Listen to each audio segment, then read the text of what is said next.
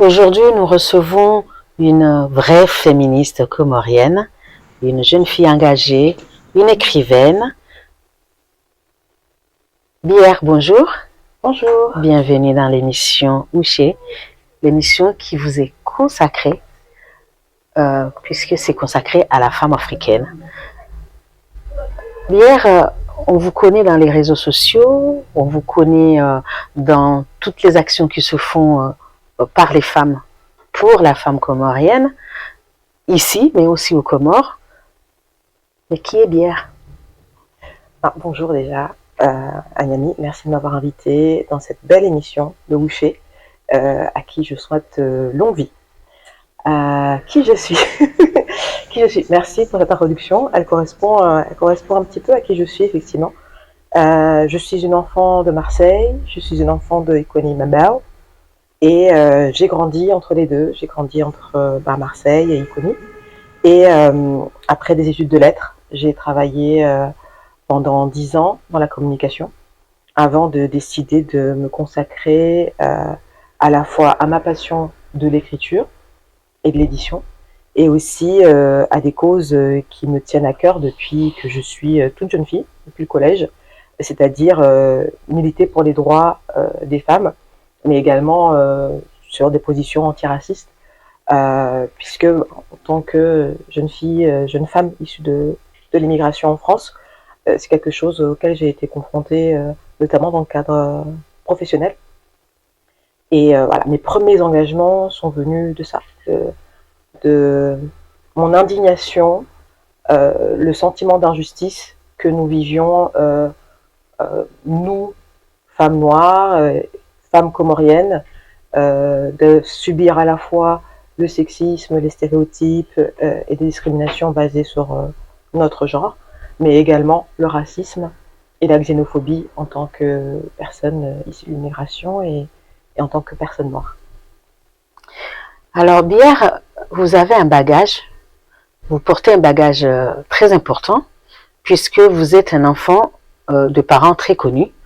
Vous avez un père, paix à son âme, qui était un engagé politique auprès de l'immense personnalité politique des Comores, Ali Salih, hein, donc il a été ministre à l'époque. Vous avez une maman, alors je peux même pas la définir parce qu'elle a tellement des ailes, hein, je peux même pas parler de casquette en parlant de votre maman, mais elle avait vraiment des ailes, elle a des ailes, que Dieu lui prête longue vie.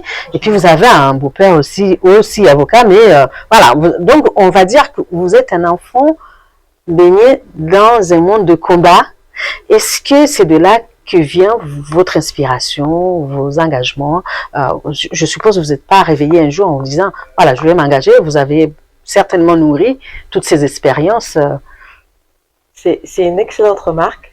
Je pense que oui, les feux qui se sont penchés sur mon berceau, les personnes que vous avez citées, ont beaucoup à voir avec mon engagement, même si moi j'ai l'impression que je suis née avec. Je pense que je me rappelle, même dès la primaire, j'avais participé à l'élection des délégués et j'étais déjà dans la revendication des droits pour les filles dans la classe, d'avoir accès à toute la cour de récréation, parce que la cour de récréation, il y avait une partie pour les garçons, une partie pour les filles, et j'avais déjà un peu ce sentiment-là. Mais comme vous l'avez mentionné, effectivement, mon père, paix à son âme, était un grand homme politique, un grand écrivain également, et c'est une personne qui était aussi un militant, et qui est resté militant jusqu'à la fin de ses jours, parce que encore un an avant son décès, il manifestait contre le régime actuel en place, et il a été emprisonné pour ça. Donc c'est quelqu'un vraiment qui, dans sa vie, m'a montré qu'on pouvait allier à la fois rigueur au niveau de la pensée. C'était un économiste et c'était un professeur à l'université de Mougouni, passion de l'écriture, mais aussi militance, engagement, et ce et rassembleur, puisque moi j'ai un souvenir, j'ai des souvenirs avec lui, hein, il m'avait contacté plusieurs fois dans mon autre volet et il voulait m'engager dans ses idées. Et voilà, donc il avait quand même un côté très rassembleur. Oui, effectivement, et c'était aussi une personne qui était extrêmement à l'aise avec l'égalité homme-femme et aussi le fait d'avoir des femmes leaders qui avaient des idées extrêmement fortes et ils n'hésitaient pas du tout à travailler avec, à les mettre en avant, à les solliciter et à travailler sur un pied d'égalité. Et c'est comme ça que moi je définirais la relation que feu mon père et ma mère ont eu quasiment jusqu'à la fin en tout cas de la vie de mon père. C'était des camarades politiques et ils sont nourris leur parcours, chacun leur parcours politiquement, mais aussi en termes citoyens. Parce que bon, ma mère, j'en ai pas parlé, mais ma mère, c'est ma plus grande inspiration, même si j'ai beaucoup hérité de mon père politiquement. L'engagement de ma mère sur le terrain, à aller au contact des gens, à les aider concrètement. Ma mère, c'est pas quelqu'un qui aime les très grands discours. Elle aime l'action. C'est une femme d'action, c'est une femme de poigne. Et c'est aussi une communicante. Vous avez hérité de ça aussi, oui, puisqu'elle était la première journaliste aux Comores, en tout cas à s'engager au niveau de RTC. Elle était directrice de l'RTC. Elle a travaillé au ministère de la Jeunesse et des Sports aussi. Elle a été directrice au plan. Donc c'est effectivement une femme qui manie le verbe, mais ma mère, c'est plus une storyteller. Mon père était un écrivain. Ma mère, c'est quelqu'un qui manie le verbe, la parole et qui sait vraiment transmettre ses idées fortes. Et donc elle est héritière.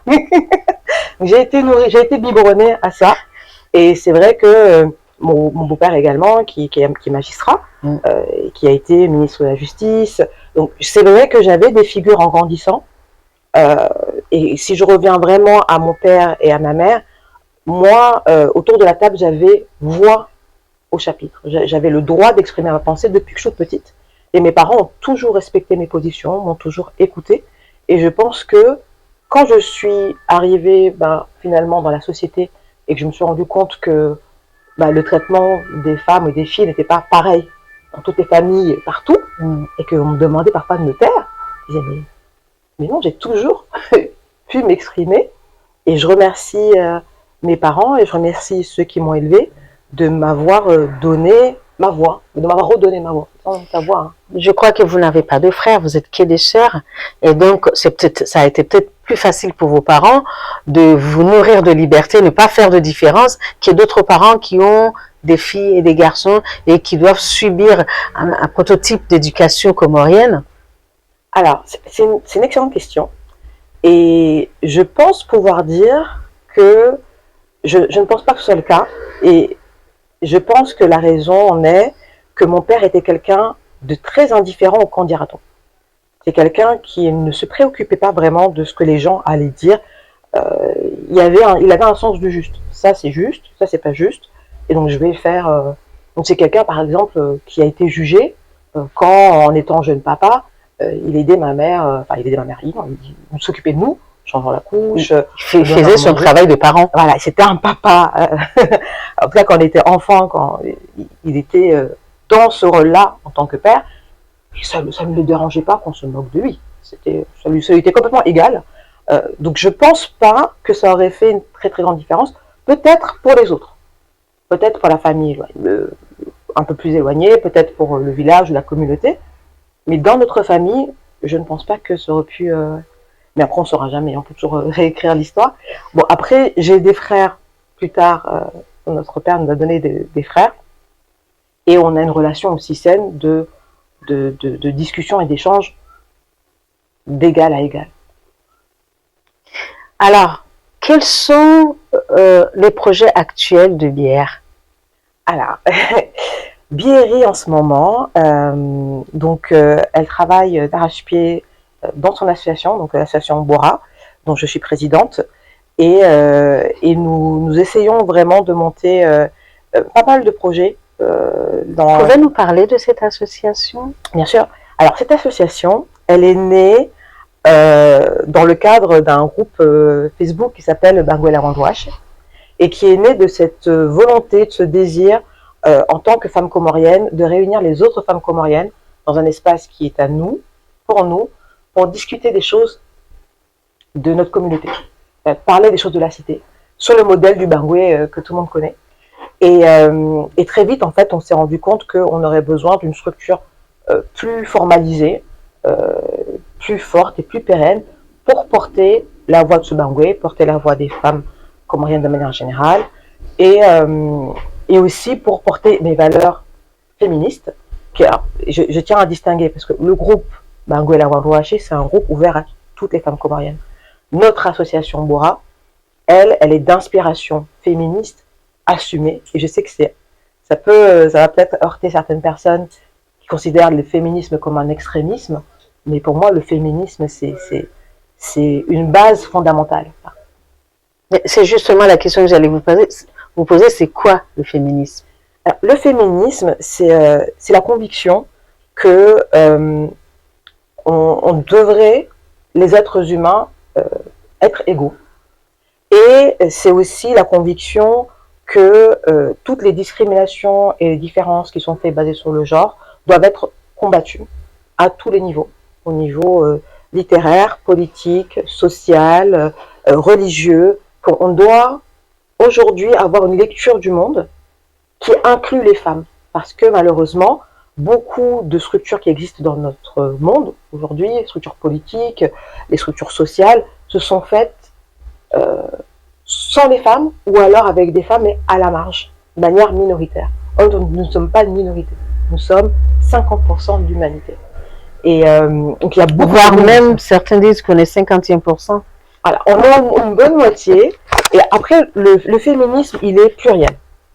Et il y a des féminismes islamiques, il y a des féminismes africains. Moi, je me considère plutôt comme afro-féministe, parce que mon féminisme, il est extrêmement lié avec mon identité de femme noire et de femme africaine. Donc, pour moi, c'est intrinsèquement lié. Je le vis en même temps. Et donc, notre association Bora fait justement des actions de plaidoyer en ce sens. Mais surtout, ce qui a donné naissance, donc le fondement de notre association, c'est la libération de la parole des femmes. Et il s'est fait notamment via l'écrit. Donc, on a publié un livre qui s'appelle Lettres du Bangwe, et qui, en fait, est un recueil de lettres de femmes comoriennes qui parlent de sujets qui vont de l'amour aux violences, aux rêves, aux espoirs. Et le but, en fait, avec ce projet, c'était de donner un micro, comme ce que vous faites avec Ouché, de donner un micro à des dizaines de femmes comoriennes en leur disant, si tu avais maintenant la liberté de dire et de confier au monde soit un secret ou un rêve ou quelque chose qui est important pour toi aujourd'hui, en 2018, ce serait quoi? Et le résultat, c'est ça. Et on en est très très fiers. Et justement, dans l'un de nos projets majeurs pour 2024, c'est la sortie du 2e volume qui va encore plus loin. Et bon, je pense que je peux l'annoncer ici. Je ne sais pas quand est-ce que l'épisode sera diffusé, mais c'est une exclusivité Ouché. Ce 2e tome sera illustré. Et donc, nous avons invité des artistes comoriennes, des femmes comoriennes qui manient le crayon, à se joindre avec les femmes comoriennes qui ont décidé de prendre la plume et d'exprimer au monde qui elles sont, à quoi elles pensent, à quoi elles rêvent, quelles sont leurs peurs et quels sont leurs espoirs pour l'avenir en 2023. Bravo. Merci. Le projet 2024, c'est le projet de Biéli ou c'est le projet de Bangwe ou c'est le projet de l'ensemble? Alors, ça, c'est le projet, ce sont des projets Bora. Et moi, mon rôle là-dedans, c'est d'être un rôle moteur. Donc, je ne serai pas leader sur chaque projet. On a des projets notamment aux Comores, là où on va essayer aussi de faire des actions sur l'environnement pour sensibiliser les femmes à cette question-là, parce on est en première ligne sur la préservation de l'environnement. Et pour moi, c'est de réunir les bonnes volontés féminines, comoriennes, et puis d'être moteur derrière, leur donner les moyens, leur donner l'espace, leur donner la plateforme, leur donner les outils de communication pour réaliser des projets dans le cadre de Bora. L'IR reste en France ou a l'intention de rentrer aux Comores? Alors, je suis rentrée aux Comores l'année dernière, je suis restée presque 1 an aux Comores, et j'étais très heureuse. Et en fait, je pense que aujourd'hui, je suis à l'aise avec l'idée de dire que mon esprit oscille entre les Comores et la France.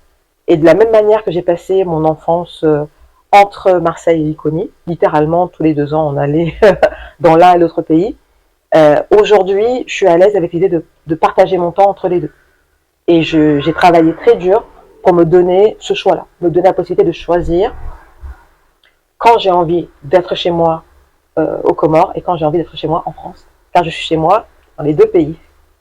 Ah, c'est marrant parce que je dis souvent que nous, qui sommes nés ici ou élevés ici, en tout cas qui n'avons pas la culture d'origine comme éducation, on est un petit peu comme un morceau de jambon dans un sandwich et ça fait rire les gens, mais moi, personnellement, je me considère comme vivant sur un fil. Hein. Donc j'ai la France, j'ai les Comores, hein, et le cœur ne balance pas. Hein, je suis sur ce fil-là. Voilà. Mais est-ce que si vous devriez avoir un choix, euh, si vous devriez, quel choix vous auriez fait? C'est une bonne question. Je sais, en fait, je pense que le choix dépend du moment de la journée. Parfois, je me lève le matin et je me dis, mais en fait, je donnerais tout pour être au coma et y rester toute ma vie. Et parfois, je suis au coma et puis je rentre, je galère à trouver un taxi pour rentrer chez moi à Iconi. Et je me dis, mais qu'est-ce que je fais là? Je donnerais n'importe quoi pour pouvoir prendre un petit métro et rentrer chez moi dans le 13e. Et voilà. Donc, vraiment. À l'heure de la coupure d'électricité, c'est dit, mais comment je charge mon téléphone si j'étais avec. Voilà. Je suis changeante. Je suis changeante. Et mon choix changerait. Je vous dirais aujourd'hui, ben, j'aimerais être au coma. Et vous me poseriez la question l'année prochaine et je vous dirais en France. Donc, en tout cas, bravo pour tous les combats que vous menez pour la femme comorienne, la femme africaine, la femme, tout simplement. Mais si vous aviez, enfin, quel est le mot de la fin? Qu'est-ce que vous pourriez donner comme conseil aux femmes d'une manière générale, aux femmes qui veulent s'engager dans ces combats-là, plus particulièrement, quel est le conseil que vous pourriez donner à ces femmes? Alors, les messages, on va dire que j'en ai 2. Le premier message, alors donc aujourd'hui, encore une fois, je ne sais pas quand l'épisode sera diffusé, mais nous sommes en plein dans la quinzaine d'activisme contre les violences faites aux femmes et aux femmes et aux filles. Et pour moi, c'est extrêmement important de passer le message que la violence, en fait, ce n'est pas une fatalité. Aujourd'hui, c'est quelque chose qui existe dans le couple, dans la famille, dans la communauté, sur les lieux de travail. La violence est un peu partout. Et elle est partout parce qu'on a cette idée que l'homme est violent ou l'être humain est violent. Et moi, c'est quelque chose que je réfute. Il y a des moyens de lutter contre la violence. Il y a des moyens de guérir des blessures causées par la violence. Et en fait, le premier pas pour pouvoir accéder à ces outils pour lutter contre la violence et à ces outils pour guérir, c'est déjà de se réunir avec les personnes de bonne volonté. Donc moi, mon premier message, c'est engagez-vous. Rejoignez un collectif, une organisation. Suivez une page qui parle de ces questions. Parlez-en dans votre famille. Parlez-en avec vos amis. Asseyez-vous et dites, en tant que femme, je pense qu'on connaît toute une personne qui a été victime de violence. Et c'est parfois un sujet très sensible à aborder, mais je pense qu'il est nécessaire, cette conversation est nécessaire. Parler à des personnes concernées et dire qu'est-ce que j'aurais pu faire pour t'aider à l'époque, ou qu'est-ce que je peux faire aujourd'hui pour t'aider. Voilà, donc pour moi, le premier message, c'est pour lutter contre les violences faites aux femmes et aux filles. Donc les violences basées sur le genre, engagez-vous. Comprenez que ces violences, on doit apprendre comment elles sont arrivées voilà, à se créer, à se perpétuer, à se structuraliser pour comprendre comment lutter contre. Ça, c'est mon premier message. Mon deuxième message, alors ce serait prenez votre envol. Prenez votre envol. Je pense que énormément de femmes ont des capacités, des potentialités, en fait des potentiels inexplorés par peur. Je rencontre tous les jours des femmes qui, dans leur expression, vous parliez de ma mère par exemple, qui sont des poétesses, mais qui n'oseraient jamais prendre une plume pour écrire ce qu'elles disent, ou ce dont elles rêvent. Et c'est pas que il y aurait quelqu'un qui leur dirait non, n'écris pas. C'est elles-mêmes qui se mettent des freins. Leur manque de confiance en elles, la peur du jugement, la peur de ne pas être assez bien. Beaucoup de femmes perfectionnistes pensent qu'en fait on ne peut écrire que quand on écrit à la perfection, ou on ne peut chanter que si on chante à la perfection. C'est humain. C'est humain, mais particulièrement les femmes, parce que la société nous renvoie aussi ça. La société nous renvoie cette image d'une femme parfaite, et on doit tout aspirer à être cette femme parfaite, qui a le corps parfait, qui a la pratique religieuse parfaite, qui maîtrise la cuisine, la couture, et c'est ça notre référentiel. Et pour moi, si je dois passer un message à toutes les filles de 0 à 999 ans, c'est explorez-vous, et voilà. Apprenez à vous connaître et exploitez tous les potentiels que vous avez refusé même de considérer.